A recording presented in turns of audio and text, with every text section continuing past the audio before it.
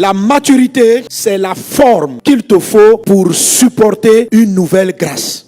Plusieurs n'entrent pas dans le mariage parce que Dieu ne les estime pas suffisamment mûrs. Plusieurs n'ont pas certaines forces financières, matérielles, parce que Dieu ne les estime pas suffisamment mûrs. La maturité est différente de l'humilité. On peut inclure l'humilité dans la maturité, mais ce n'est pas forcément la même chose. Maturité rime avec la maîtrise, le contrôle. On ne donne pas un permis à un enfant de 9 ans parce qu'on estime que sa capacité de réaction, de contrôler, de maîtriser un volant, sa capacité de réaction face à des événements est risquée. Il peut mal agir.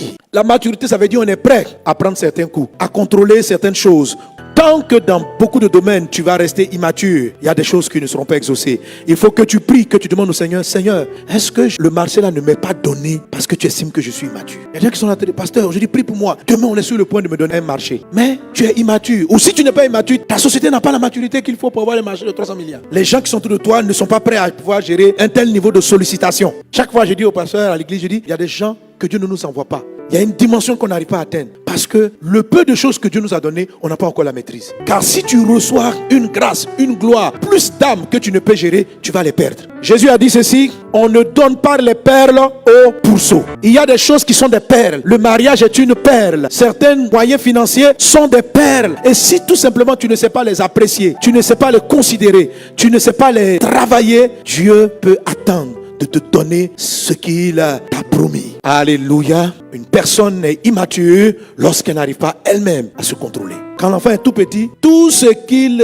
ressent, il le fait. Il a envie de faire pipi, il pisse. Il a envie de faire la grande commission, il fait. Et donc on est obligé de lui porter des couches jusqu'à un certain âge. Et parce qu'il n'a pas le contrôle, il y a des choses qu'on ne lui donne pas. Que dans le nom de Jésus, qu'aujourd'hui tu rentres dans la dimension, tu contrôles tout ce que Dieu t'a donné au nom de Jésus. Est-ce qu'on est ensemble? Alléluia. Parler de maturité, c'est lié avec la notion du contrôle de soi, du contrôle de ses envies, du contrôle de ses pulsions, du contrôle de ses besoins. Alors de la même manière, lorsqu'une personne devient, entre guillemets, adulte, si elle n'arrive pas à contrôler ce qui jaillit d'elle, on considère qu'elle est immature.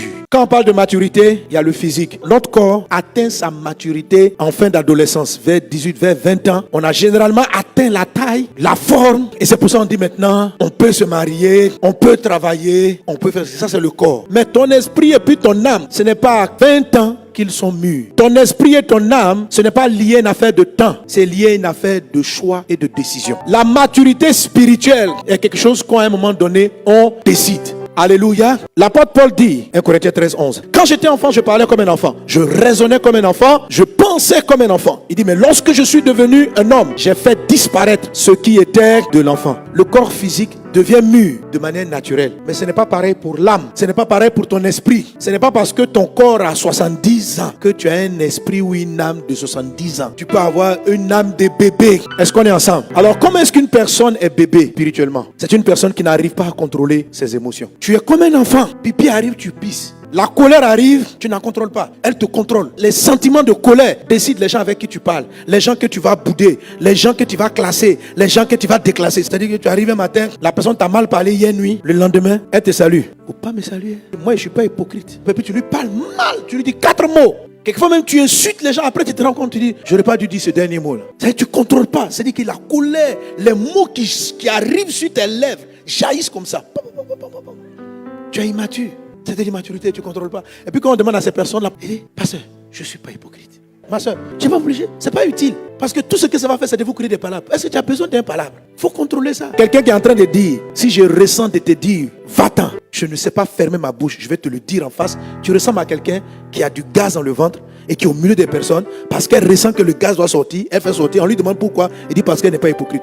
C'est pas une affaire d'hypocrisie. C'est une affaire que ce que tu vas dire va créer plus de dégâts. Et parce que ça va créer des dégâts, tu es capable de la contrôler, de l'orienter et de savoir comment la mener au bon moment. On n'a pas dit de ne pas dire aux gens leur côté négatif, mais des fois, dire à quelqu'un même qu'il a tort, la façon dont tu le lui dis détruit plus la personne que lui fait du bien. Il y a des parents qui n'arrivent pas à se contrôler, qui frappent leur enfant plus qu'il ne faut. On dit de corriger l'enfant, mais la violence avec laquelle tu le fais, tu ramènes toutes tes émotions de frustration de ton enfance, mais tu es en train de le détruire. Quelqu'un qui n'a pas la maîtrise de ses émotions est dangereux.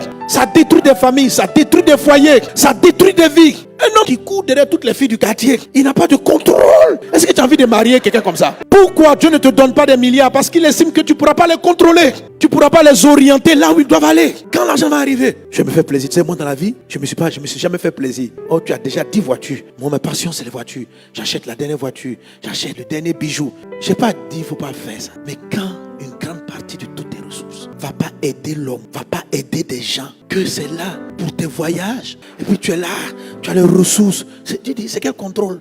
Il vit ses émotions, il est dans son âme, il est dans se faire plaisir, ce qui vient, il a envie de faire. Tu es immature. Il y a des temps pour se faire plaisir, il y a un temps pour investir. Tout ça c'est organisé. La maîtrise te permet de contrôler tout ça. Tu dois prier Dieu et tu dois parvenir au contrôle. Ne regarde pas les païens qui ont l'air de prospérer, même étant immature. Tu n'es pas eux.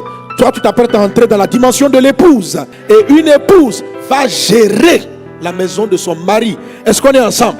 Nous ici, il s'agira de l'œuvre de Christ qu'on doit gérer en tant qu'épouse de Christ. Les intérêts de Jésus, Dieu doit pouvoir nous les donner. Alors quand Dieu trouve un chrétien qui est capable de s'occuper de ses affaires, qui a le contrôle et qui a la maîtrise, il lui donne de l'argent et des ressources sans limite. Donc c'est pour cela que Dieu nous teste au fur et à mesure. Vous savez, Oversight, c'est pour acquérir plus de matériel. Je disais souvent à l'équipe de ministère, je dis, vous savez pourquoi depuis longtemps Dieu ne nous donne pas ça? Parce qu'on ne va pas bien gérer le matériel. Ce n'est pas parce que ça coûte cher. Oversight, c'est près de 4 milliards. Dieu n'a pas peur de 4 milliards. J'ai compris que Dieu n'a aucun problème d'argent avec moi, mais il a un problème. Comment je vais gérer? Est-ce que je suis prêt à gérer? Est-ce que je suis prêt à contrôler? Beaucoup de personnes, vos entreprises sont bloquées.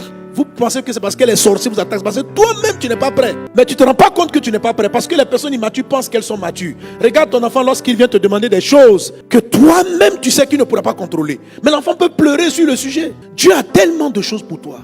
L'apôtre Paul dit, quand j'étais enfant, j'ai raisonné, je pensais comme un enfant. Quand je suis devenu adulte, j'ai fait passer. C'est-à-dire, il a choisi de manière délibérée. Il a regardé et puis il dit, ça, je vais passer ça. Il faut que tu entres dans ce sujet de prière et que tu dis, papa, qu'est-ce qui dans ma vie relève de l'immaturité? Montre-le-moi afin que je le fasse passer. Parce que le pasteur a prophétisé de ta part que tu vas me donner quelque chose de très grand bientôt et tu as besoin que je contrôle. Donc il y a ta maturité personnelle, il y a la maturité de l'entreprise que tu diriges, il y a la maturité de tes affaires, il y a la maturité de ta famille. Est-ce qu'on est ensemble? Alléluia. Dieu peut ne pas te donner une plus grande maison parce qu'il estime que tu ne seras pas la contrôler. Tout simplement. Tu dis, papa, je suis fatigué, j'habite dans une pièce, je veux 3 pièces. Si Dieu voit que tu ne sais pas gérer une pièce, il ne te donnera pas 3 pièces. C'est un sujet qui est exaucé, mais il attend que tu sois prêt. Entre dans la maturité au nom de Jésus. Fais passer ce qui est de l'enfant. Décide et demande la grâce de Dieu et le Seigneur t'aidera. Est-ce qu'on est ensemble? La maturité, c'est la formation. Il faut te former. Va à l'école. Apprends. Tout ce que tu veux faire, apprends. Tout ce que Dieu te met à cœur, forme-toi pour pouvoir contrôler. Tu sais que tu vas avoir de grandes entreprises. Forme-toi encore. Apprends. Sois toujours en train d'apprendre. Et l'humilité va t'aider. Sois toujours en train d'apprendre. Avant que le roi Assyrus choisisse sa femme, dans le livre d'Esther chapitre, on prenait 12 mois de formation et d'entraînement des femmes. Parce qu'une femme qui va être l'épouse du roi a besoin d'être formée. Vous savez que les gens sont formés. C'est parce que maintenant il y a des chefs d'État qui refusent. Mais quand j'ai commencé à m'approcher de parler de ces chefs d'État, je me suis rendu compte que lorsque on les a élus directement, il y a ce qu'on appelle un service de protocole d'État qui vient faire de la formation. On vient expliquer à Madame la Présidente comment est-ce qu'on s'assoit, comment est-ce qu'on parle. Alléluia. Quand tu pries et que tu as une vision, tu sais que Dieu va t'élever. Et que tu sais que demain, tu vas t'asseoir, tu vas discuter de certains contrats avec des personnes. S'il te plaît, commence déjà à te former.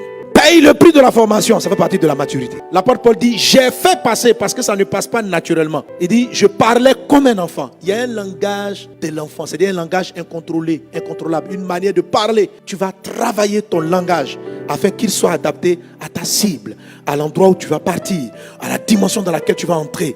Tu vas essayer de voir, prie Dieu pour demander, est-ce que j'ai la maturité du langage? Est-ce qu'on est ensemble? Un pasteur qui va gérer 2000 personnes, il y a une maturité de langage, il y a une manière de parler aux fidèles, il y a une manière de s'adresser à eux. Tu dois être mûr en parole.